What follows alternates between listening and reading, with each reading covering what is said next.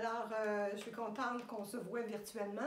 Alors, aujourd'hui, on va parler de respiration, qui est un concept des plus importants en taekwondo, surtout parce que on fait vraiment des mouvements rapides, stop and go, on fait des contractions musculaires importantes et on utilise évidemment beaucoup la puissance parce que c'est un des éléments qu'on veut traiter dans le cours.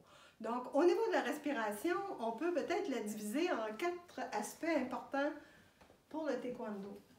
Alors, si on regarde ici sur le tableau, donc on a les échanges gazeux qui servent à dégager de l'énergie. La respiration va servir de synchronisme aux différents mouvements taekwondo. On dit souvent que la respiration, c'est un peu le métronome du taekwondo. La respiration, surtout l'expiration rapide, va servir à protéger les organes internes et la respiration aussi peut servir au niveau de la détente. Alors, on va aborder plus spécifiquement l'oxygénation des muscles puis la production, pas la production, mais la transformation en énergie chimique. Pourquoi je me reprends? Parce qu'on ne produit pas de l'énergie, on transforme de l'énergie. Donc, je pense que c'est un élément important parce qu'on dit souvent « rien ne se perd, rien ne se crée ». Donc, on ne produit pas d'énergie, on transforme une source d'énergie en une autre source d'énergie. Alors ici, par exemple, si on a une grande molécule, ici, ça représente les liaisons chimiques. Les liaisons chimiques, c'est de l'énergie qui a été accumulée, par exemple, par une plante. La plante a pris l'énergie solaire et par la photosynthèse a créé des liaisons chimiques et il y a de l'énergie contenue dans ces liaisons chimiques-là. Quand on digère et qu'on utilise l'oxygénation, pas l'oxygénation des muscles, mais la respiration cellulaire, on utilise de l'oxygène pour briser ces liens-là et on se retrouve avec des petites molécules plus de l'énergie chimique qui était contenue ici dans les liaisons chimiques. Si on donne un exemple de formule, par exemple du glucose plus de l'oxygène, ça va donner le CO2, qui est un déchet, et de l'eau plus de l'énergie chimique. Donc, pour pouvoir produire de l'énergie chimique qui va nous servir dans nos muscles, on a besoin d'oxygène et on a besoin de se débarrasser d'une grande quantité de CO2 qu'on produit quand on respire. L'énergie contenue dans les liaisons chimiques là, va servir aussi à se transformer en énergie mécanique.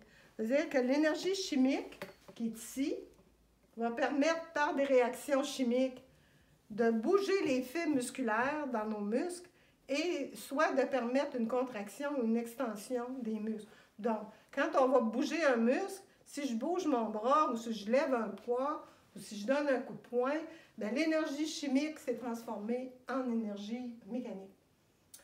Avant d'aborder le synchronisme, je vais parler de la protection des organes internes. Quand on fait la respiration en taekwondo, si je respire, je veux dire, le bruit que je fais, c'est pas juste pour faire du bruit. L'important, c'est de contracter les muscles abdominaux, contracter les muscles intercostaux pour expirer l'air de façon très, très rapide. Fait que le but, c'est pas de faire du bruit. Le but, c'est de contracter les muscles. Et le fait de l'entendre aussi, ça nous conditionne à faire la vague, puis ça nous conditionne à utiliser la respiration comme un peu un métronome. Donc, ça sert à protéger les organes internes, surtout par exemple versus un coup de poing qu'on pourrait recevoir ou un coup de pied.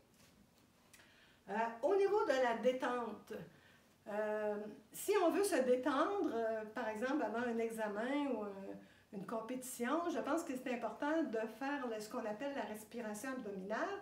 Si vous mettez vos mains ici au niveau de l'abdomen, vous respirez par le nez, puis vous sentez l'air qui arrive jusqu'à temps que même que vous sentiez votre abdomen là, se distendre. Puis vous expirez lentement par la bouche.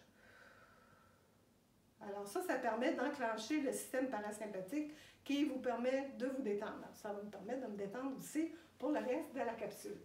Alors, on va parler maintenant de la fameuse vague. La fameuse vague en taekwondo. Il y a 3 temps pour la vague. Le temps numéro 1 où on descend. Le temps numéro 2 où on monte, puis qu'on est vraiment au plus haut niveau, au niveau de notre grandeur, c'est-à-dire tout notre corps est comme allongé. Et la troisième partie où on descend, puis qu'on expire et on contracte, qu'on a une contraction maximale. Une des choses qui est mal comprise quand on parle de la vague en taekwondo, puis qu'on montre cette vague-là, les gens ont l'impression qu'on part de là, puis qu'on bouge, puis qu'on s'en va jusqu'ici. Dans le fond, ça, c'est un graphique en fonction du temps. Je peux rester sur place, puis faire ça. OK? Donc, c'est vraiment en fonction du temps. C'est sûr qu'on peut avancer, mais c'est un aspect qui est important. On se souvient aussi que de 0 à 1, donc c'est une relaxation. De 1 à 2, quand on monte, on est relaxé. Donc même au niveau des mains, je veux dire, les instructeurs vous parlent tout le temps de dire faire comme si on avait des petits œufs dans les mains, au lieu d'être contracté comme ça. Donc c'est 1 et 2. Et en 3, ben là, il y a une contraction musculaire maximale.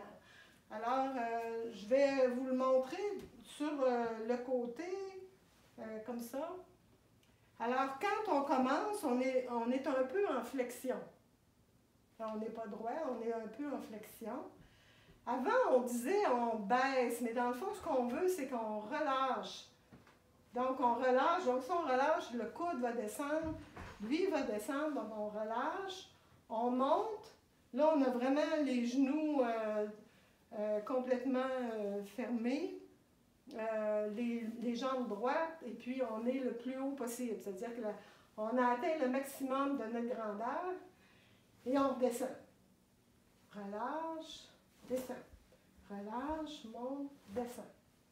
Alors, je ne sais pas si vous voyez, là, je ne sais pas si j'ai expiré parce que j'ai parlé en même temps, mais il y a vraiment un synchronisme qui permet d'expirer et de faire la contraction musculaire au bon moment.